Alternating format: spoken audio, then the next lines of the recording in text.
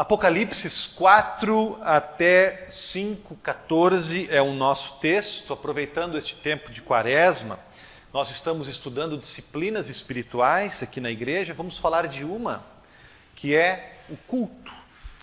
Já falamos sobre o culto há algumas semanas, hoje tocaremos novamente no tema, só que desta vez tendo Apocalipse 4 e 5 como referência. O culto que acontece no céu é uma das primeiras visões que João tem quando estava exilado em Patmos, a visão do céu. Talvez esse tema seja de interesse de vocês e talvez você possa estar pensando, puxa, uma visão sobre o céu. E de que forma isso me ajuda na prática? É possível que a nossa visão sobre o céu seja caricaturada demais. É possível que a gente pense no céu como algo por demais distante, alienado, abstrato. Mas, e se o céu fosse, na verdade, uma realidade muito próxima e parecida com o mundo que conhecemos? Se o nosso mundo fosse um reflexo do céu, um reflexo aproximado, só que estragado pelas consequências do pecado. E se o céu fosse o cenário que os nossos melhores sonhos concebem, um lugar semelhante ao que conhecemos, mas aperfeiçoado, infinitamente mais belo, mais incrível, e ainda por cima adjacente, iminente. Esta é a imagem do céu na Bíblia. E é assim que ela fala sobre o céu também no livro de Apocalipse. O nosso texto traz uma visão explícita do céu. Começa no capítulo 4 e se estende até o capítulo 5. Começa nos dizendo que João ouviu uma voz que o convidou a subir e uma porta foi aberta para ele. A voz era a voz de Jesus. Ninguém melhor que Jesus para nos mostrar o céu, para provar a existência do céu. Afinal, Jesus viveu, morreu, ressuscitou, ele andou neste mundo, ele deixou suas pegadas na história, e ele mesmo disse que tinha vindo dos céus. O céu é um lugar familiar para Jesus. Tanto que em 1 Coríntios capítulo 15, Paulo chama Jesus de o homem do céu. Crer em Jesus é também crer no céu. Jesus chama João para dar uma espiada. Vejam que João só entra no céu porque é convidado. No céu ninguém entra de penetra, nem por engano, ao que parece. E o que João vê? Ele não vê tudo o que há no céu, mas ele vê o que há de mais importante. Sabem o que é? Culto. Isso mesmo, um culto. Um tempo de homenagem, um tempo de adoração a Deus. João enxerga que no centro da experiência celestial está o fato de que lá é um lugar onde a adoração impera, sobressai, é evidente. Por isso, é o nosso tema nesta reflexão, o culto no céu. E eu quero destacar 3 pontos. A necessidade do culto, um jeito de se prestar culto e o foco do culto. Eu acho que esta mensagem não vai apenas falar para o futuro, o culto do céu, mas também falará para a nossa realidade hoje como cristãos, neste mundo, no presente. Em primeiro lugar, a necessidade do culto. Primeira coisa que João vê nos céus é que tudo e todos que estão lá se encontram em postura de culto. Vemos 24 anciãos na visão, provavelmente 12 da tribo de Israel, 12 apóstolos, para simbolizar que todo o Antigo Testamento e todo o Novo Testamento estão lá representados. é um símbolo do povo inteiro de Deus, nós incluídos. E tem também 4 criaturas vivas, que provavelmente simbolizam tudo o que existe, toda a criação. Estão os animais domésticos no boi, os animais selvagens no leão, a humanidade representada no rosto de uma pessoa e a águia que voa, que talvez possa até representar os próprios anjos. Não sabemos ao certo, mas é um detalhe em nosso texto. O importante é que todos os personagens estão em postura de culto no céu, porque há uma necessidade universal de de criatura e de criação. Render louvor ao Criador. Podemos até imaginar que a forma de adoração do ser humano, criado à imagem e semelhança de Deus, seja diferente das demais criaturas, diferentes da forma que o oceano ou as pedras cultuam, por exemplo. Mas há nesta imagem algo que está em sintonia com o restante da Bíblia. A indicação de que toda a criação existe para a glória de Deus, para o louvor e adoração de Deus, para glorificar o Criador. Toda a criação tem essa necessidade de culto. Os salmos que muitas vezes nós lemos nos começos dos nossos cultos, por exemplo, grande parte deles fala disso, que cada elemento da criação rende culto a Deus. As montanhas, os gansos imigratórios voando para o sul, os lírios do campo, adoram com sua beleza, adoram com a sua função, adoram com o simples realizar rotineiro daquilo que eles foram criados para realizar. Tudo isso é recebido com prazer por aquele que idealizou e criou tudo. A maior dificuldade nessa questão de culto, ironicamente, vem da gente, seres humanos. Somos nós quem mais confundimos e falhamos nesta disciplina. Não porque não adoramos, mas porque temos a tendência pecaminosa a adorar aquilo que está errado. O objeto, o alvo, o foco, a quem destinamos o nosso culto, não raras vezes, está fora do lugar. E isso machuca profundamente a Santíssima Trindade. Tanto que ela colocou esta questão justamente no primeiro mandamento. Ao Senhor teu Deus adorarás, só a Ele renderás culto e louvor. Os problemas começam para a gente em nossa dificuldade de reconhecer que fomos feitos para cultuar. Fazemos de conta que nos esquecemos desta religiosidade intrínseca que existe dentro da gente. Passamos por cima de milênios de evidências empíricas na história dos povos e na arqueologia e não reparamos como, mesmo sem reconhecer, mesmo sem admitir, não passa um dia sequer em nossa vida sem deixarmos de cultuar alguma coisa. É uma necessidade universal, está em nosso DNA, por assim dizer. Todo mundo adora alguma coisa. Quando não reconhecemos isso, provavelmente vamos estar já de joelhos diante de algo, sem perceber que estamos fazendo aquilo. Querem exemplos? Torcedores de um time de futebol, torcedores fanáticos, estudam sobre o time, acompanham tudo, as estatísticas, brigam, discutem, sofrem, vão ao estádio, gastam dinheiro e passam boa parte de sua vida envolvidos apaixonadamente com o seu time de coração.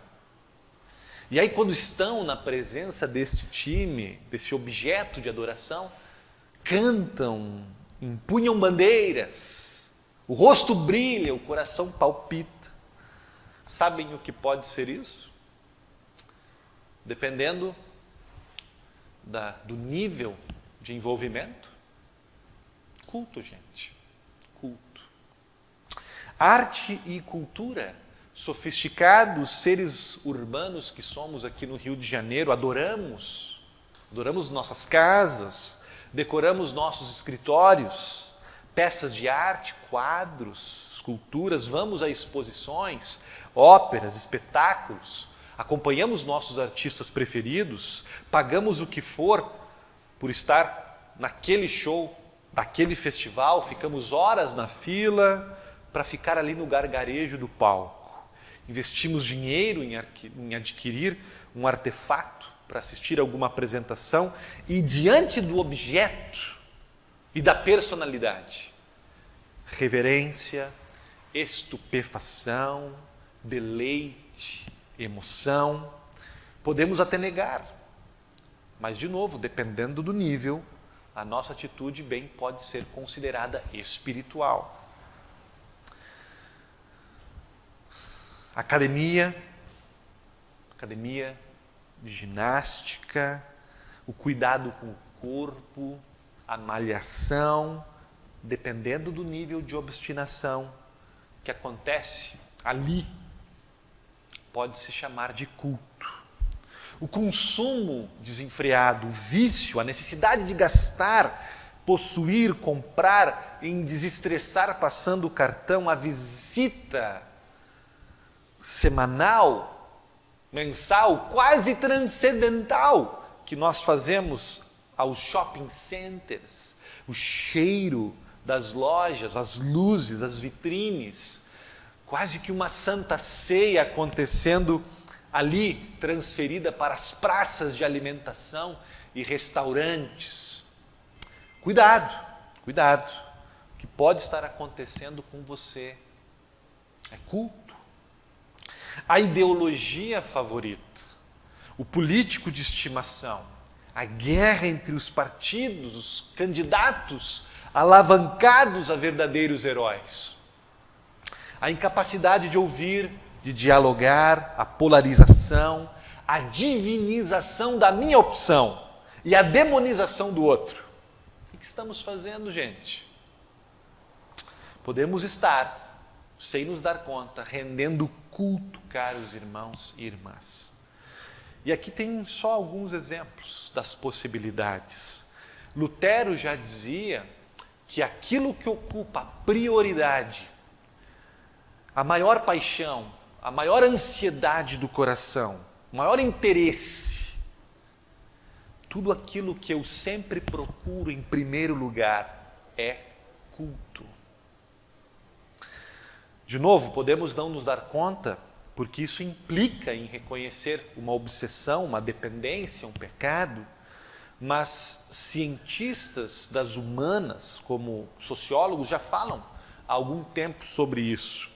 Tem um sociólogo luterano americano chamado Peter Berger, e ele bate nessa tecla. Eu já falei sobre isso para vocês aqui. No livro Os Múltiplos Altares da Humanidade, ele rejeita a tese de que a sociedade que nós vivemos hoje em dia ficou mais secular. Ou seja, que nós estamos, como seres humanos modernos, nos distanciando da religião, nos distanciando da divindade. Pelo contrário, ele vai dizer, o que ocorre não é um secularismo, mas um pluralismo religioso, onde o ser humano não deixou de adorar a um Deus, porque não pode fazê-lo. Ele apenas cria novas formas de divindade, novas formas de culto em outros âmbitos. Pode ter abandonado estátuas e símbolos e pirâmides e templos antigos, mas não abandonou o velho e necessário hábito de adorar. Apenas inventa novos objetos de culto e novos templos para fazer os seus sacrifícios. O ser humano pode não fazer mais bezerros de ouro, mas segue adorando alguma coisa, porque não pode deixar de fazer. Uma vez que o culto é uma necessidade básica do ser humano. Olhe para as celebridades. A história de muitas delas, de reis a atletas, de políticos a gurus, a história de grande parte destas celebridades, ela nem é tão digna assim. Ela está cheia de buracos, de maus exemplos. E ainda assim, o que a gente faz com elas? As colocamos em pedestais, as idolatramos, porque precisamos desesperadamente olhar para alguém maior que nós mesmos, mais bonito que nós mesmos, mais forte que nós mesmos. Nós precisamos, na nossa memória, há um rastro, uma pista em nossa alma de que alguém está num trono, de alguém supremo, de alguém em quem a justiça, a beleza e a glória se encontram e residem com toda a força. E na nossa tentativa de encontrar este alguém, a gente vai cultuando personalidades, celebridades, a gente se ajoelha para corpos sarados, para craques de futebol, para figuras atraentes. O último produto na loja, para o nosso próprio ego, muitas vezes. Existe, meus irmãos, uma necessidade, uma compulsão, uma impressibilidade de culto em cada um de nós. Primeira pergunta que Deus nos faz: estamos reconhecendo essa necessidade? A gente reconhece que qualquer coisa que esteja sendo a nossa obsessão, aquilo que está dando sentido à nossa manhã, à nossa vida, que nos faz chorar, que nos pega pela garganta todos os dias, a gente reconhece que isso é culto, que não se trata de uma atitude banal, inconsequente, mas é espiritual, se torna religião, se torna um Deus para a gente é capaz de reconhecer isso e de confessar esse pecado. E se reconhece, a segunda pergunta que Deus nos propõe é: a quem estamos cultuando?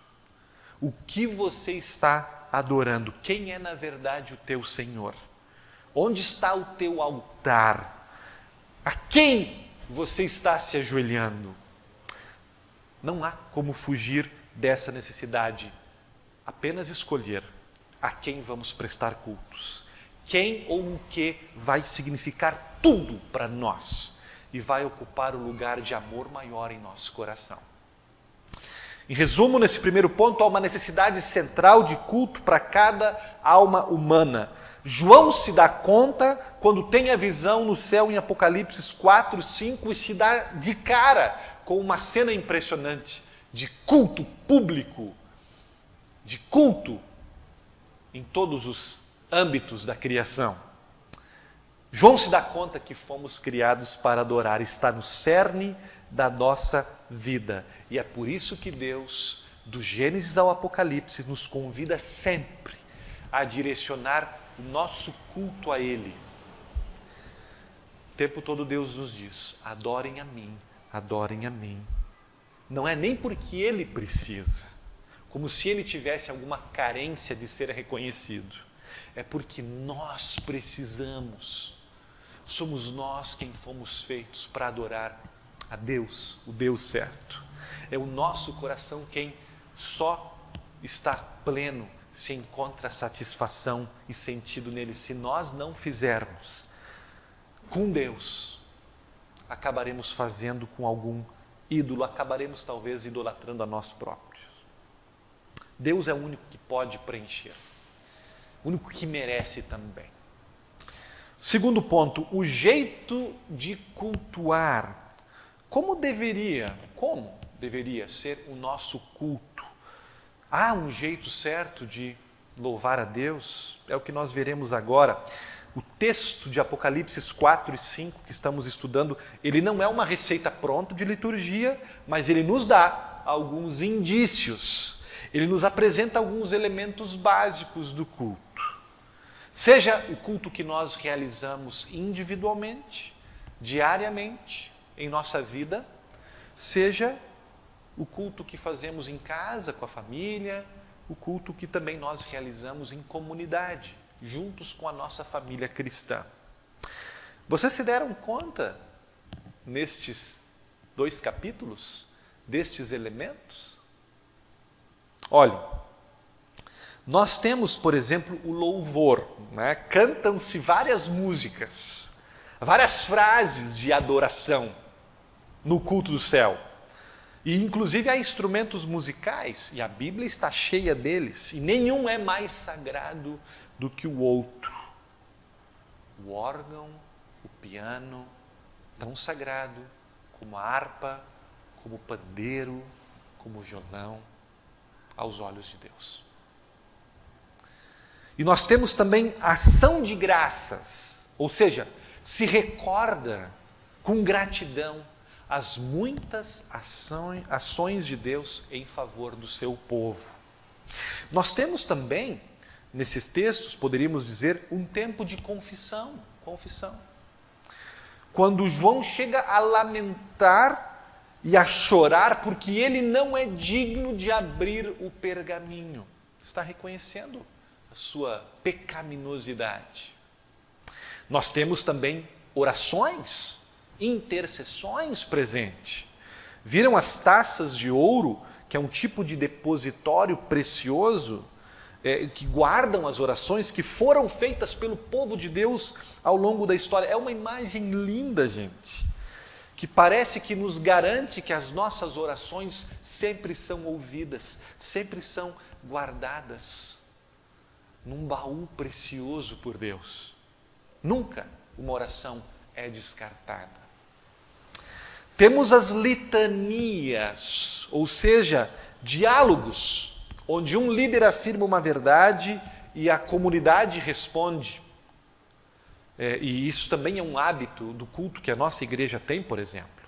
Podemos dizer também que há, nestes 2 capítulos, pregação da palavra e confissão de fé, porque o conteúdo das canções, o conteúdo ali das declarações de fé daqueles que adoram são verdades todas extraídas da Bíblia. O Evangelho é repetido de novo e de novo. Não são frases antropocêntricas, não são frases meramente emocionais. São verdades extraídas das Escrituras. Na primeira proclamação, no capítulo 4, versículo 8, Santo, Santo, Santo, a Trindade está explícita ali, isso vem de Isaías. A segunda, versículo 4, tu és digno de receber a glória e a honra, porque criaste. Se está confessando a criação de Deus. No capítulo 5, vemos novamente esta adoração, que afirma a dignidade de Deus, só que no capítulo 5 agora lembra a obra de Deus em Cristo na cruz. Outro detalhe importante, prestem atenção, né? O culto no céu não é apenas feito de sentimentos, emoções. O ponto alto é a exposição da verdade, dos feitos históricos e amorosos de Deus. Isto é, de certa forma, lógica. Lógica somada ao fervor e à paixão. Canta-se, tu és digno, e sempre se coloca do lado um porquê. Há sempre um porquê. Vejam que não é um culto sem sentido, um culto sem porquês. É um culto racional, como diz em Romanos 12. De forma alguma, nada contra emoções. As emoções são bonitas, as emoções são importantes e são parte, e certamente são parte também do culto no céu. Mas as emoções não são o coração da adoração. O reconhecimento, a compreensão de quem Deus é e do que Deus fez é o que se destaca nas palavras e nos gestos daqueles que estão cultuando. Em resumo, meus irmãos, várias ações de culto são perceptíveis em Apocalipse 4 e 5, e inclusive estas ações fazem parte do culto cristão aqui na terra, pelo menos de algumas igrejas como a nossa. Nós também temos música, nós também temos louvor, nós também temos confissão dos pecados, nós também enchemos o nosso culto de oração, nós também inclusive temos litanias, diálogos entre o líder e o povo, temos certamente exposição da palavra. Repito, não é uma receita de liturgia para a gente aqui em Apocalipse 4 e 5, mas indica sim, como igreja, que estamos no caminho certo, na forma de cultuarmos. Estamos, guardadas as devidas proporções, cultuando aqui na terra, em sintonia com o culto que existe no céu.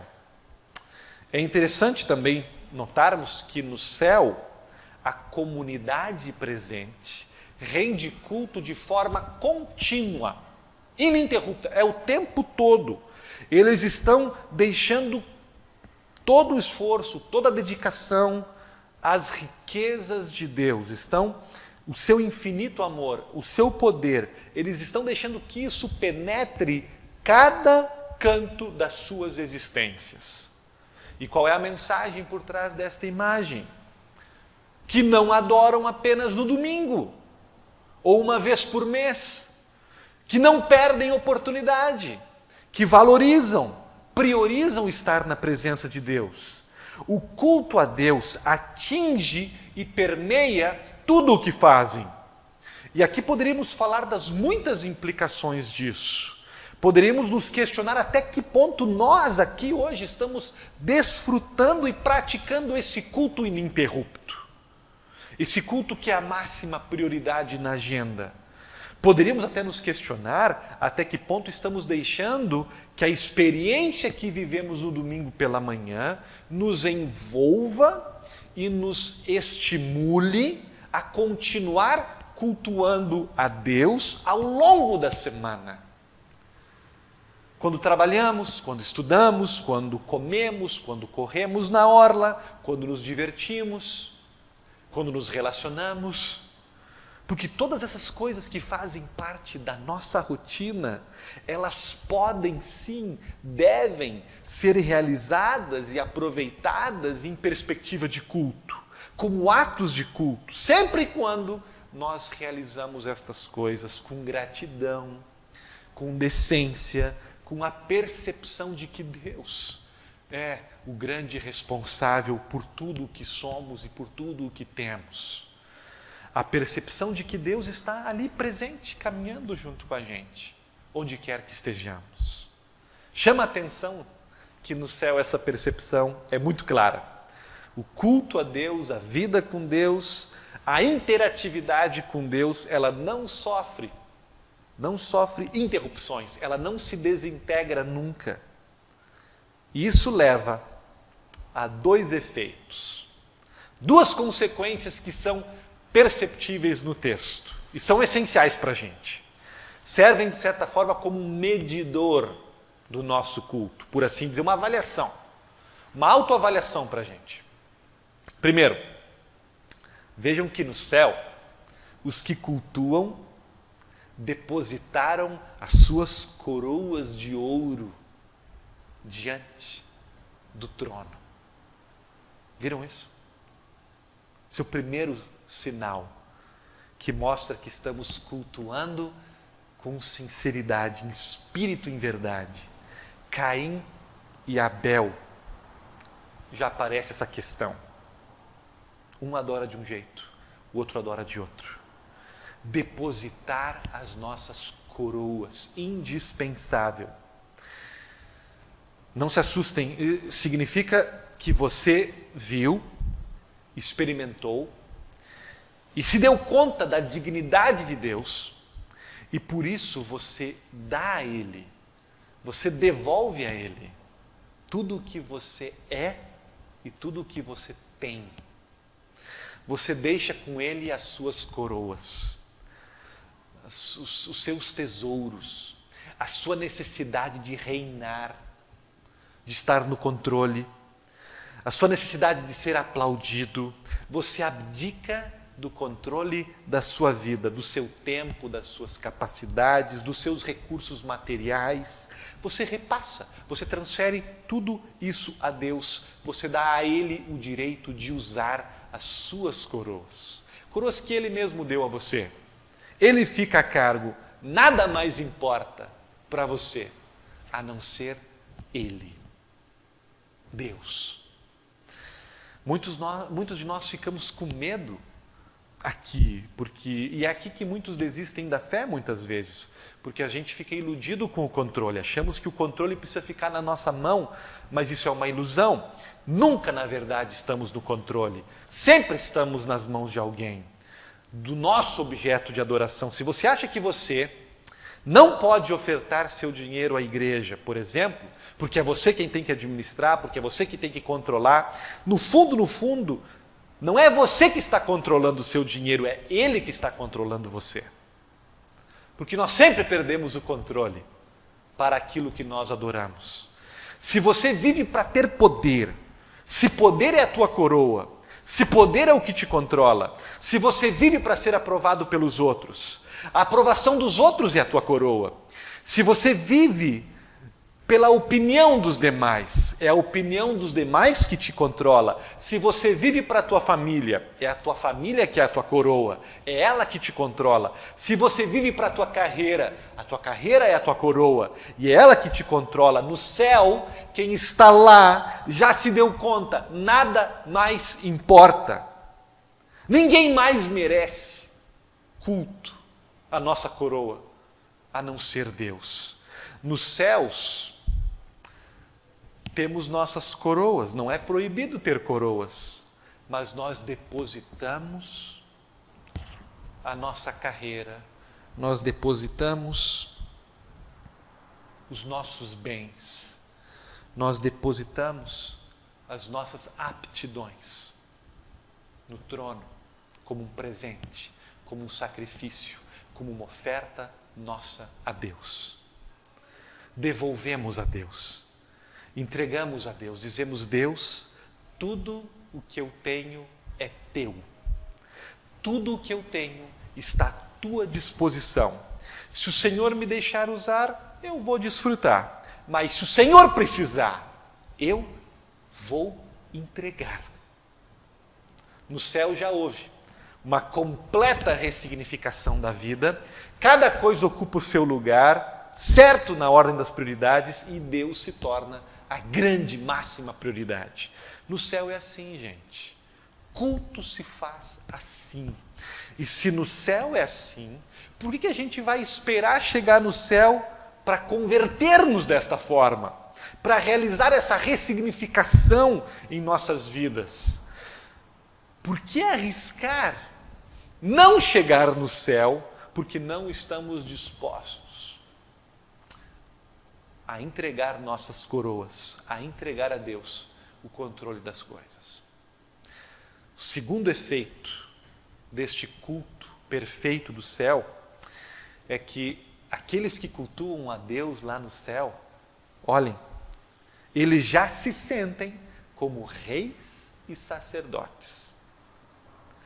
Versículo 9 e versículo 10 do capítulo 5. Tu és digno de pegar o livro, fostes morto na cruz por meio da tua morte, compraste para Deus as pessoas, e tu fizeste com que essas pessoas, nós, fôssemos feito um reino de sacerdotes que servem a Deus, e nós e essas pessoas governarão o mundo.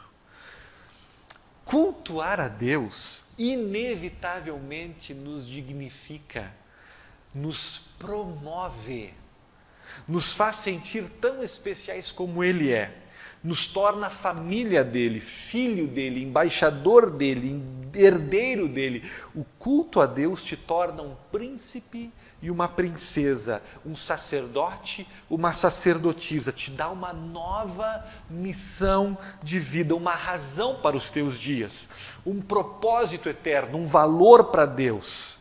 A dignidade de Jesus é transferida para nós, para nos reorientar completamente.